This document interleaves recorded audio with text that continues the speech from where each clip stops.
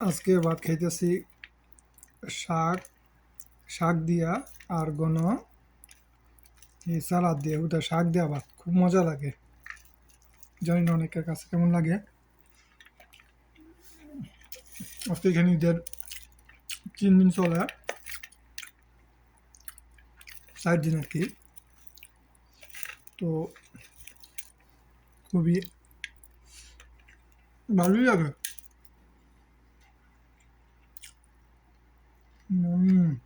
এটা খুব টেস্ট। শাক আমার খুব পছন্দের খাবার।